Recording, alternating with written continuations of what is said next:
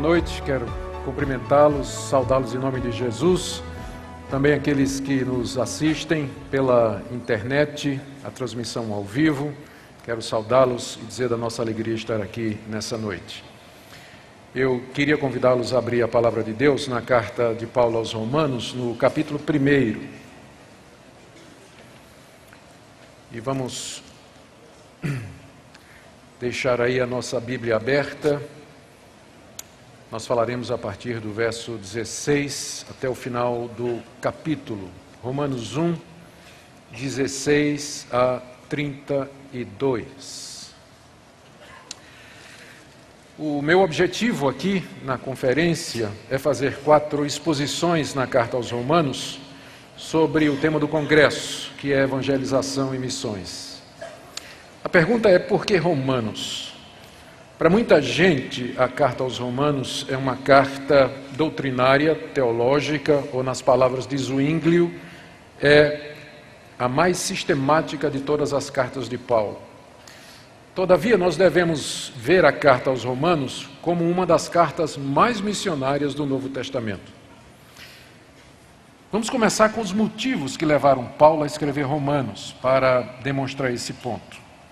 Nós lemos na própria carta que ele se considera como constituído por Deus como apóstolo dos gentios, o que certamente incluía a igreja de Roma, a cidade de Roma. Nós lemos isso aí no capítulo 1, do verso 5 até o verso 6, quando ele menciona que recebeu graça e apostolado da parte de Deus para obediência por fé entre todos os gentios, de cujo número sois também vós. Então Paulo tinha essa consciência de que Deus o havia nomeado apóstolo aos gentios, que levava também para Roma. Ele se considera então devedor de todos os homens, inclusive dos romanos. Capítulo 1, 14 a 15, aquela frase tão conhecida dele: sou devedor tanto a gregos como a bárbaros, tanto a sábios como a ignorantes, por isso estou disposto a ir a Roma também anunciar o evangelho. A igreja de Roma, como é sabido, não foi fundada por um apóstolo e, na visão de Paulo, carecia de fundamento apostólico que ele estava disposto a fornecer. Versos 10 a 12, ele diz que tem desejo de ir até Roma. Verso 11, porque muito desejo ver-vos, a fim de repartir convosco algum dom espiritual, para que sejais confirmados. Essa confirmação seria feita por Paulo como apóstolo para uma igreja que não tinha origem apostólica. Então ele via Roma como sendo parte ou dentro do seu campo de ação também. Mas havia um outro motivo que levou Paulo a escrever essa carta. Ele tinha planos de anunciar o evangelho muito além de Roma. Ele tinha os olhos agora na Espanha, mais ao norte. Ele havia encerrado as atividades missionárias na bacia do Mediterrâneo, onde ele havia labutado entre 10 a 15 anos. Está aí no capítulo 15, verso 23. Ele diz que não tinha mais campo de ação naquela região. E ele agora queria pregar o evangelho na Espanha, onde Cristo ainda não havia sido anunciado. E Roma ficava exatamente no caminho. No capítulo 15, no verso 24, Paulo diz que deseja ir à Espanha apoiado pela igreja de Roma. Ele queria ser enviado da igreja de Roma como missionário.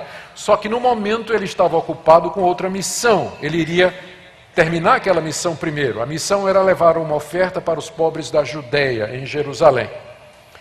Então ele escreve essa carta aos Romanos para revelar seus planos missionários, preparar a sua visita, obter o apoio da igreja de Roma e apresentar-se. Já que a igreja de Roma não o conhecia, ele escreve essa carta para apresentar-se e apresentar o evangelho que ele prega. Portanto, essa carta é a carta de um missionário que escreve para uma igreja, querendo apoio para os seus planos de pregação do evangelho, onde Cristo ainda não havia sido anunciado. É por isso que nós dizemos que, antes de vermos a carta aos Romanos como uma carta doutrinária, sistematizada teologicamente, que não deixa de ser, ela é, antes de tudo, uma carta missionária, escrita por um missionário que queria apresentar a mensagem que ele prega a uma igreja que não o conhecia, para por ela ser enviado àquelas regiões. O plano de Paulo na carta é muito simples. Ele começa com a saudação e anuncia os seus planos, capítulo 1 até o verso 17. Depois ele começa anunciando a perdição de todos os homens, dos pagãos, gentios e dos judeus, capítulo 1, de 18 a capítulo 3, verso 20. Em seguida ele diz que Deus justifica tanto os pagãos, os gentios, quanto os judeus pela fé, sem obras da lei, pela fé na pessoa de Cristo e naquilo que ele fez na cruz do Calvário, capítulo 3, 21 a 5, 21. Em seguida ele fala da santificação, que é o resultado da justificação, que vem pela nossa união com Cristo e pela presença do Espírito Santo em nós, capítulos de 6 a 8. Depois ele fala de escatologia, ele fala qual é o papel de Israel dentro desse plano de salvação estabelecido por Deus. Por que ele fala sobre isso? A razão é simples. Paulo sabe que em Roma há uma grande quantidade de judeus, há uma grande comunidade judaica, muitos judeus haviam se convertido e se tornado cristãos na igreja lá de Roma, e ele sabe que há muitos boatos em torno da sua pessoa e daquilo que ele ensina a respeito de Israel, da lei, do templo. E ele precisa então esclarecer estes assuntos. Os capítulos de 9 a 11 tratam do papel de Israel dentro do plano da salvação e, consequentemente, ele fala também a respeito do papel da lei. Depois, nos capítulos 12 a 14, ele fala sobre a vida cristã, tendo em mente o fato de que a igreja de Roma, ele sabia disso, era uma igreja composta de judeus e gentios, e havia sempre a questão de como judeus e gentios cristãos poderiam se relacionar e ter comunhão. Ele trata disso nesses capítulos. No capítulo 15, ele volta a falar dos seus planos missionários para a ida à Espanha, fala do seu chamado missionário, fala do que Cristo está fazendo hoje, que é juntando um povo de entre os gentios, e ele termina saudando algumas pessoas que ele conhece e que estão na igreja de Roma, capítulo 16. Hoje à noite nós vamos focar Romanos capítulo 1, 18 a 32, onde nós encontramos Paulo dando os motivos pelos quais ele quer ir pregar o Evangelho na Espanha.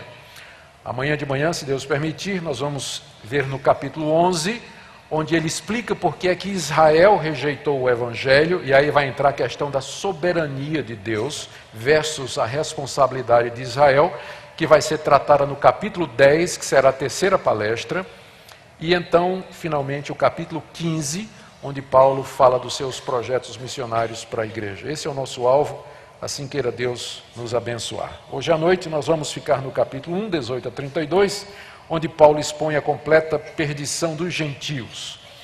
A minha mensagem ela tem 3 partes. Na primeira, Paulo fala como Deus se revelou aos gentios pela natureza, capítulo 1, de 18 a 20. Depois ele fala como os gentios rejeitaram essa revelação, 21 a 23. E finalmente como Deus retribuiu, entregando-os às suas próprias paixões, versos 23 a 32. O alvo de Paulo aqui é mostrar que os pagãos estão perdidos e que somente o Evangelho pode salvá-los. Deus não está sendo glorificado entre os pagãos.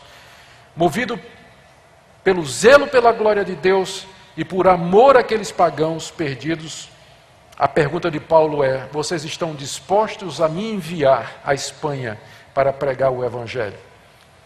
Aqui nessa porção inicial da carta, então, nós vemos como ele lança a base para o seu pedido. Vamos então entrar no texto propriamente dito. Primeira parte, a revelação de Deus, começando do verso 16 até o verso 20. Não me envergonho do Evangelho, porque é o poder de Deus para a salvação de todo aquele que crê, primeiro do judeu e também do grego. Visto que a justiça de Deus se revela no Evangelho de fé em fé, como está escrito, o justo viverá por fé. A ira de Deus se revela do céu contra toda impiedade e perversão dos homens que detêm a verdade pela injustiça, porquanto o que de Deus se pode conhecer é manifesto entre eles, porque Deus lhes manifestou. Porque os atributos invisíveis de Deus, assim o seu eterno poder, como também a sua própria divindade, claramente se reconhecem desde o princípio do mundo, sendo percebidos por meio das coisas que foram criadas. Tais homens são, por isso, indesculpáveis. Aqui Paulo diz que o céu revela que há um Deus e que esse Deus está irado. É o que diz o verso 18, a ira de Deus se revela do céu. O céu aqui é a criação. O céu aqui é o mundo criado, são as coisas que estão ao nosso redor, a natureza. E essa natureza fala, e o que ela diz é que existe um Deus e que esse Deus está irado. E que essa ira de Deus é contra toda impiedade e perversão dos homens. A palavra impiedade tem a ver com o relacionamento das pessoas com Deus e aponta para a falta de viver nesse mundo tendo Deus como referencial. Enquanto que a perversão, foi traduzido perversão, na verdade, no original, falta de justiça, tem a ver com a moral e tem a ver com os costumes. Então, tanto em relação a Deus como com relação ao próximo, a humanidade tem se mostrado ímpia e perversa. Por isso os céus, a própria natureza, que anuncia que existe um Deus, diz que esse Deus está irado contra a humanidade. Pela razão, ainda no verso 18, de que eles detêm a verdade de Deus pela injustiça. A palavra deter significa literalmente manter embaixo, ou sufocar, ou matar por afogamento. É por isso que Deus está irado. Porque os homens pegaram a verdade dele, sufocaram essa verdade e no lugar da verdade colocaram a injustiça. Que verdade é essa que os homens sufocam e que provoca a ira de Deus? Ele responde no verso 19, dizendo: porque o que de Deus se pode conhecer, a verdade de Deus, é manifesto entre eles porque Deus lhe manifestou. Essa verdade, então, que é sufocada pela humanidade e que produz a ira de Deus, é a revelação que Deus fez de si mesmo na natureza. É aquilo que Deus deu a conhecer à humanidade, a todas as pessoas, de todas as culturas, de todas as épocas. Essa expressão, manifestar aí, significa tornar público, visível, aquilo que de outra maneira não seria. Deus não se pode ver, ele é invisível, mas ele se manifesta de uma determinada maneira. Ele se manifesta na natureza, pelas coisas criadas. Há uma revelação dele no mundo. E as pessoas, então, a humanidade, sufoca, detém essa verdade por sufocamento e no lugar dela coloca a injustiça. A verdade que eles sufocam é a verdade que pode ser vista nas coisas criadas, que Paulo enumera no verso 20. Os atributos invisíveis de Deus. Deus é invisível e os seus atributos, ou seja, as suas qualidades, as suas características, também não podem ser percebidas naturalmente, visivelmente. Mas esses atributos invisíveis de Deus, e Paulo nomeia dois: o seu eterno poder e a sua divindade. Esses dois atributos invisíveis claramente se reconhecem por meio das coisas que foram criadas. Ou seja, o Deus invisível se tornou visível através da sua criação. E particularmente duas coisas se reconhecem por essa manifestação de Deus. A primeira é o seu eterno poder. Em outras palavras, olhando a natureza, o mundo criado, os homens deveriam ser capazes de perceber que Deus criou estas coisas pelo seu poder e que um ser que é capaz de criar o mundo maravilhoso, diverso, complexo que nós temos, ele é um ser extremamente poderoso, muito mais poderoso do que nós. O segundo atributo de Deus invisível, mas que se reconhece pela natureza, é aquilo que Paulo chama da sua divindade. A divindade de Deus está em contraste com a nossa humanidade, com a sua criação. Seria possível perceber que esse mundo foi criado por alguém. e que ele é divino, ou seja, ele não é dessa criação, ele é distinto, ele é totalmente outro. Isso, no mínimo, deveria levar os homens a evitar a idolatria, adorar a criação, as coisas criadas. Eles deveriam perceber, pelas coisas criadas, que há um Deus, esse Deus é invisível, todo-poderoso, ele é distinto e ele está irado. Ele está irado. Porque os homens então sufocaram essa verdade. E Paulo então termina aí essa parte dizendo no final do verso 20, tais homens são por isso indesculpáveis. A palavra indesculpável significa literalmente alguém que não tem apologia. A palavra que Paulo tira da linguagem dos tribunais.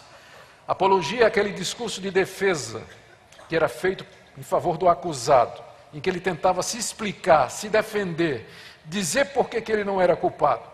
Diante da revelação de Deus, todo ser humano é indesculpável. Tais homens são indesculpáveis. Eles não têm desculpa. O que Paulo está dizendo é o seguinte: mesmo que eles nunca ouviram o Evangelho, todavia, por causa da revelação de Deus na natureza, que deveria ser suficiente para que eles soubessem que há um Deus e que esse Deus não é a criação, esse Deus é totalmente outro, merece toda honra, louvor e glória pelo seu eterno poder e sua divindade, todavia a humanidade não o adora e não o reconhece. Por isso, ninguém no dia do juízo pode alegar inocência diante de Deus, mesmo que nunca tenha ouvido o Evangelho. E é aqui que nós temos que parar de crer no mito do indígena inocente. Temos que parar de crer no mito de que as pessoas que têm outras religiões e que adoram o sol, a lua, a estrela, os animais, elas são bem intencionadas, elas estão adorando o mesmo Deus, só que de outra maneira. Ao contrário, nós vamos ver aqui que Paulo está dizendo que as religiões pagãs, na verdade, é o fruto da rebelião dos homens que detêm a verdade de Deus pela injustiça. Não há ninguém inocente, esse é o ponto aqui. Por isso que ele precisa pregar o Evangelho na Espanha. Por isso que ele precisa ir lá, para os pagãos. Segundo ponto. Primeiro, revelação. Segundo, rejeição. 21 a 23. Aqui em mais detalhes, Paulo explica a causa da ira de Deus contra os gentios.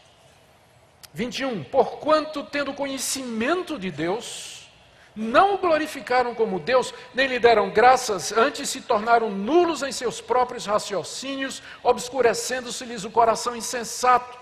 Inculcando-se por sábios, tornaram-se loucos e mudaram a glória do Deus incorruptível em semelhança da imagem de homem corruptível, bem como de aves, quadrúpedes e répteis.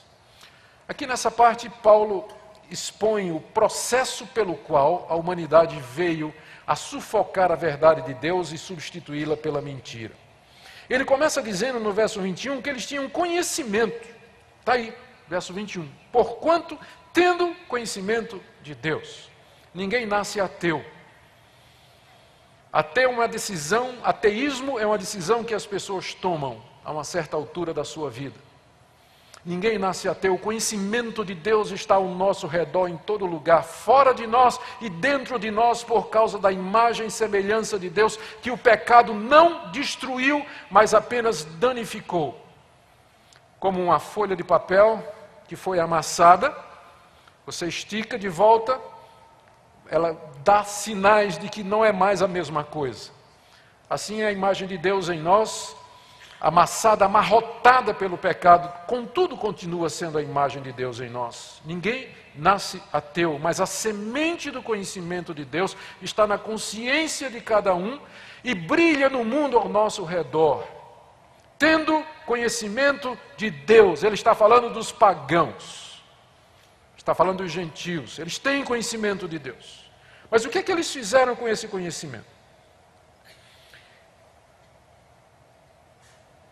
Primeiro, eles não glorificaram a Deus. Ainda o verso 21, tendo conhecimento de Deus, não o glorificaram como Deus.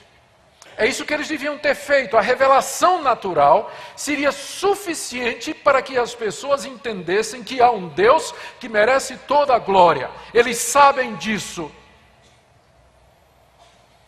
E se não vivem de acordo com isso, é porque eles detêm essa revelação, sufocam essa revelação, a semente do conhecimento de Deus no seu coração. Não o glorificaram como Deus, como deveriam ter glorificado. Segundo, ainda verso 21, nem lhe deram graças. Eles deveriam ter reconhecido que é de Deus que vem o sustento, a provisão, as estações, a chuva. Tudo de bom que eles têm, isso vem de Deus. Duas coisas a revelação natural devia ter provocado neles: a glorificação a um Deus que não é a natureza, e a gratidão, tudo vem dele. Mas o que é que eles fizeram? Aqui, Paulo nos descreve um processo de decadência que termina na idolatria e na imoralidade, mas que começa aqui. Veja esse processo. Ainda no verso 21. Não glorificaram como Deus, não lhe deram graças. E aí como é que isso aconteceu? Primeiro, na mente. Antes se tornaram nulos em seus próprios raciocínios. Eles começaram a raciocinar. Começaram a tentar entender o mundo. Tentar entender o ser humano, quem nós somos, de onde viemos, como as coisas funcionam, por que que isso tudo existe, para onde estamos indo. Não é errado raciocinar. Não existe incompatibilidade entre o raciocínio e a confiança e a fé em Deus. O problema com estes homens é que eles começaram a raciocinar sem levar Deus em conta. E na hora que se começa a raciocinar e tentar entender as grandes questões do mundo e da vida, sem ter Deus como referencial, o resultado é aquilo que nós encontramos na filosofia antiga, que é disso aqui que Paulo está falando. Ele chama isso de raciocínios nulos. As tentativas das pessoas de tentar entender o mundo, tentar entender o ser humano, a origem das coisas, o futuro delas, você encontra estampado na antiguidade, nas tentativas mais remotas de se tentar perceber estas coisas através do raciocínio puro, sem levar em conta a revelação, sem levar em conta Deus. Cada filósofo tem uma visão diferente. É uma confusão completa. Não é que nós não podemos aprender alguma coisa, mas a verdade é que eles não nos levam a lugar nenhum. Eles se contradizem com frequência. Uma escola se levanta para derrubar a outra, e depois uma terceira para derrubar as duas anteriores, e assim vai. Se tornaram nulos. A nulidade dos raciocínios do raciocínio, consiste no fato de que o raciocínio desassistido é incapaz de nos levar ao verdadeiro conhecimento de todas as coisas. Por isso que são raciocínios nulos, por mais inteligentes, brilhantes que possam nos parecer. Mas na verdade, no final, são apenas homens tentando compreender e falando de coisas que eles de fato não percebem. Primeiro começou aqui. Depois, desce para o coração, se tornaram nulos nos raciocínios, obscurecendo-se-lhes o coração insensato. O próximo passo é o coração, que na linguagem bíblica é o centro das afeições, da vida, de todas as coisas. Uma vez que a mente foi errada, o coração segue. É como abotoar a camisa, o primeiro botão você botou na casa errada, né? Aí não tem jeito. O segundo vai estar na casa errada e o terceiro, a sequência. Começou aqui, errado, sem Deus, rejeitando a verdade de Deus, sufocando. Então os raciocínios começaram, o coração se torna insensato. Terceira coisa, verso 22, a consciência é tão contaminada que eles perdem a capacidade de discernimento, inculcando-se por sábios, na verdade se tornaram loucos.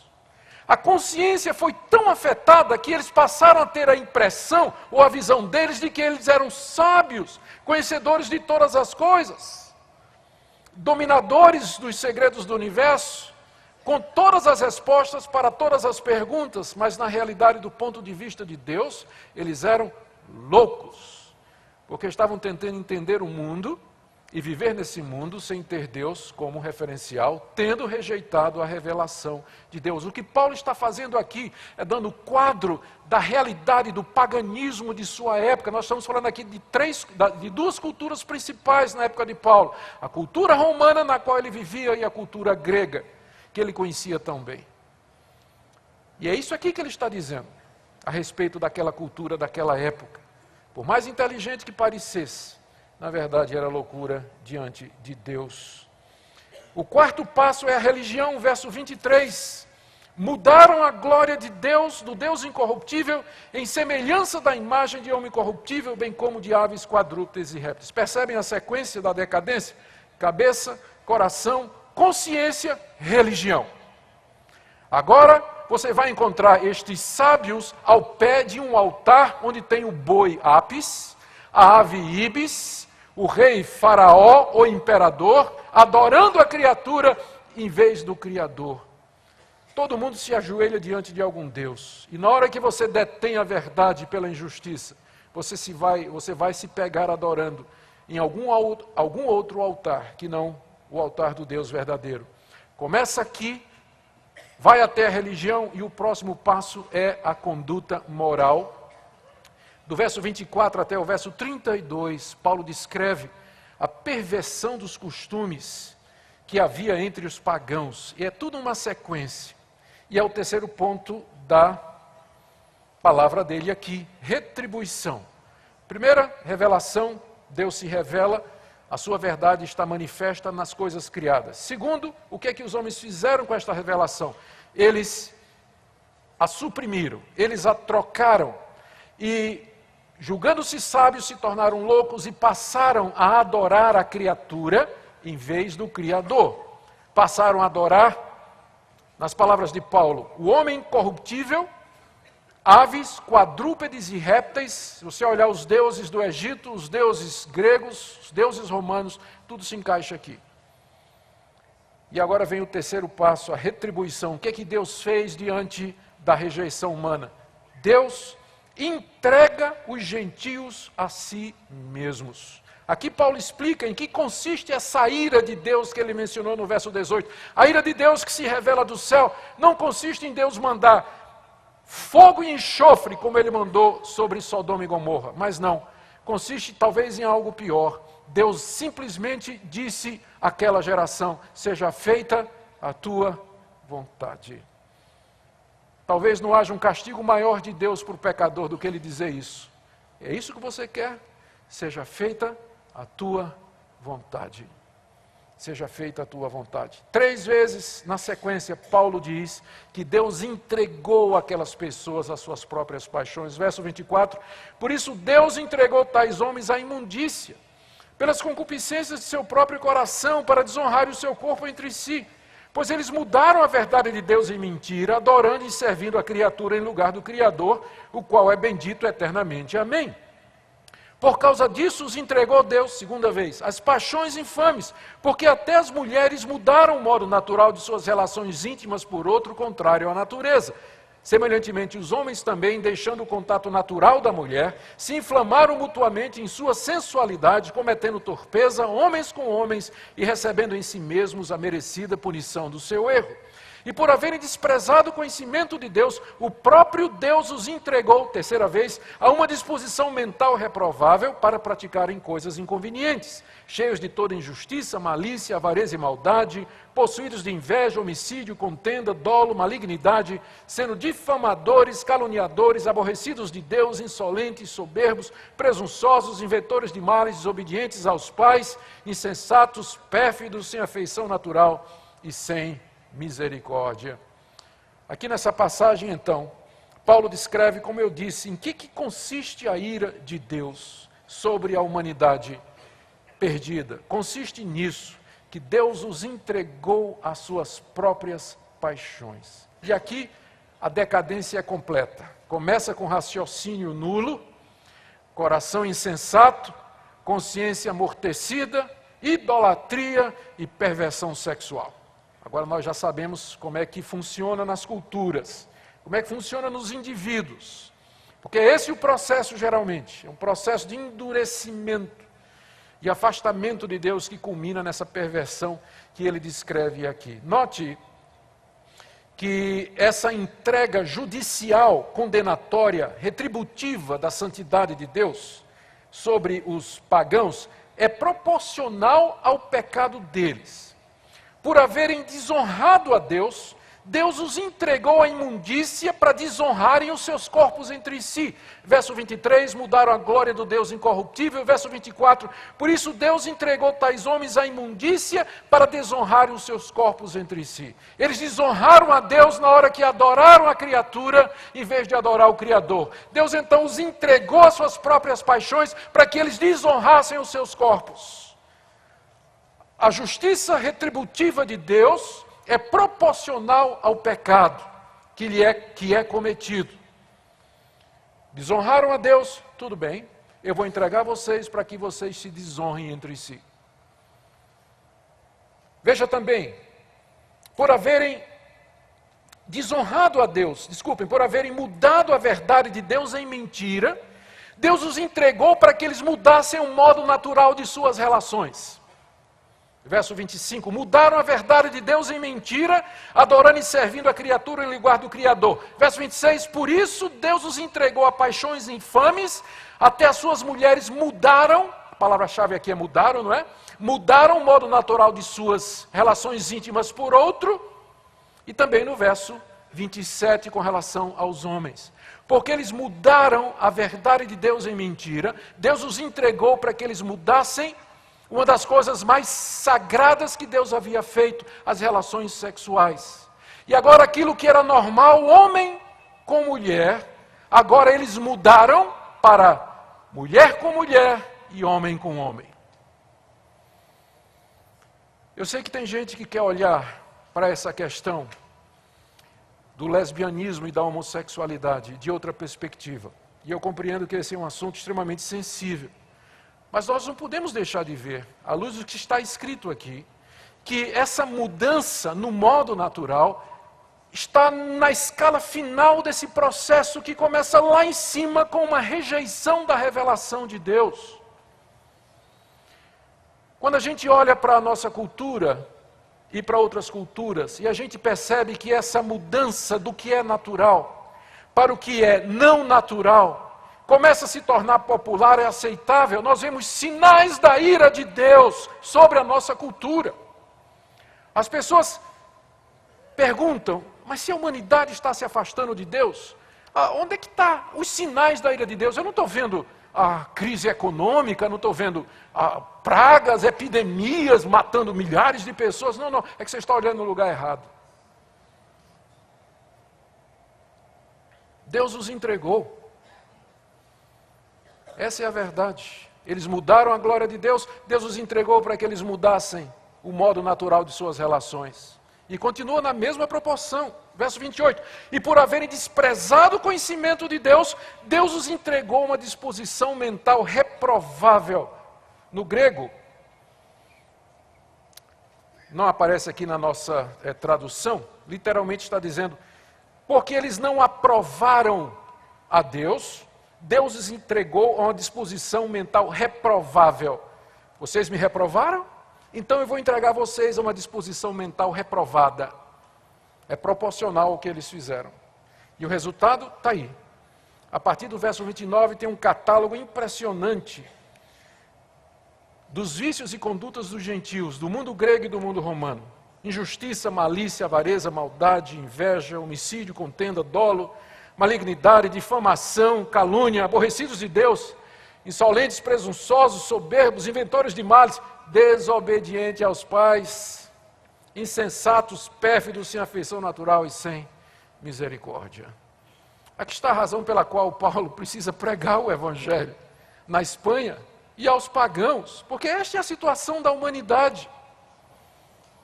Essa é a situação do mundo carente de Deus. O veredito final contra os gentios está no verso 32. Ora, conhecendo eles a sentença de Deus de que são passíveis de morte o que tais coisas praticam, não somente as fazem, mas também aprovam os que assim procedem. O que é que Paulo está dizendo aqui? Que eles, primeiro, conhecem a sentença de Deus. Eles conhecem o julgamento que Deus tem contra estas coisas. Eles conhecem isso. Eles sabem que essa sentença é a morte. Veja o que Paulo diz. Eles conhecem a sentença de Deus de que são passíveis de morte os que fazem isso. Os pagãos sabem disso. Aqueles que moram nos locais mais distantes e que nós costumamos pensar que são almas puras e boas, inocentes, imaculadas, apenas equivocadas porque nunca ouviram a verdade, mas na sua santidade, na sua singeleza, na sua sinceridade. Não é esse o quadro bíblico. Eles sabem a sentença de Deus, que é morte, por isso que eles fazem sacrifícios aos seus deuses. É por isso que matam seres humanos. É por isso que enterram bebês. Porque eles sabem que tem alguma coisa errada. Eles sabem que provocaram a ira de alguém. Em toda religião você vai encontrar algum tipo de rito propiciatório, em que os adoradores procuram de alguma maneira apaziguar a consciência. Eles sabem a sentença de Deus. E ainda assim, está aqui, verso 32.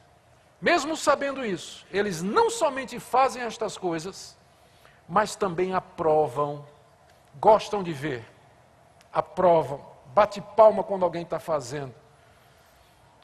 Pode não fazer determinadas coisas, mas gosta de ver quem faz. Aprecia o espetáculo de outros fazendo.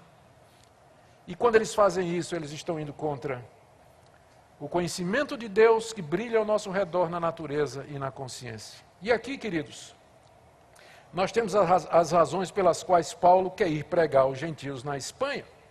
E as razões também pelas quais nós deveríamos fazer missões. Ou seja, primeiro, que os gentios, os pagãos, a humanidade está debaixo da ira de Deus. Paulo diz isso de outra maneira lá em Efésios 2, quando diz que nós somos nascidos filhos da ira. Aqui mesmo no capítulo 5, ele vai fazer um contraste entre Adão e Cristo. E vai falar de como por causa de Adão, todos somos pecadores, injustos, debaixo da sentença da morte, indignos de Deus, merecedores da sua ira e do seu juízo. Em suma, não existem inocentes. Não há ninguém que se possa desculpar diante de Deus. O desconhecimento do Evangelho não os salvará. A religião deles é rebelião contra Deus. Não existe isso de religião errada, mas sincera, mas que Deus vai aceitar por causa da sinceridade. Não é isso que a Bíblia diz. A Bíblia está dizendo que a idolatria deles é resultado da rejeição, do sufocamento que eles fizeram da verdade de Deus revelada na natureza. Eles estão entregues às suas paixões, entregues à imundícia do seu coração, a uma atitude mental reprovável. Tudo que eles tentam fazer de alguma maneira está manchado pelo pecado, não podem chegar ao verdadeiro conhecimento de Deus. As suas ações, sua conduta, sua cultura, seus costumes, tudo isso está debaixo dessa sentença de condenação. Estão condenados ao inferno eterno pelo seu próprio pecado. Por isso que Paulo quer pregar o Evangelho na Espanha. Por isso que ele disse no início, não me envergonho do Evangelho, porque é o poder de Deus para salvar todo aquele que crê, primeiro do judeu e também do grego. Visto que a justiça de Deus se revela no Evangelho de fé em fé, como está escrito, o justo viverá pela fé. Os nossos tradutores colocaram aí um subtítulo entre o verso 17 e o verso 18, não é isso? Na sua Bíblia deve ter, a idolatria e depravação dos homens. E com isso nós, mais desavisados, não conseguimos ver que Paulo está fazendo um contraste. Verso 17, a justiça de Deus se revela no Evangelho, mas a ira de Deus se revela do céu. Ele está fazendo um contraste entre duas revelações.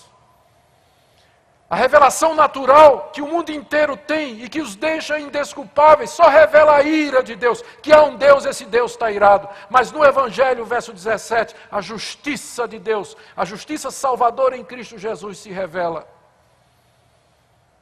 Infelizmente aí o subtítulo não deixa ver que, na verdade, ele está continuando, está fazendo um contraste entre essas duas revelações. É por isso que nós temos que pregar o Evangelho, porque a justiça de Deus, entendido, a justificação do pecador pela fé em Cristo Jesus, só se revela no Evangelho e de nenhuma outra maneira.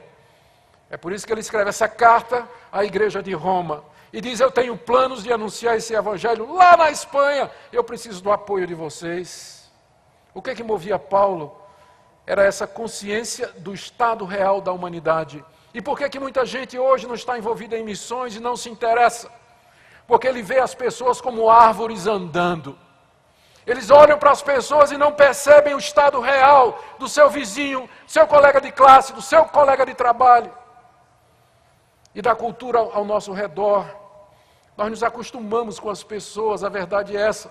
E não olhamos para as pessoas com os olhos iluminados pela visão bíblica, do estado real em que elas se encontram. Não há salvação, não há possibilidade. Elas não têm como escapar dessa situação.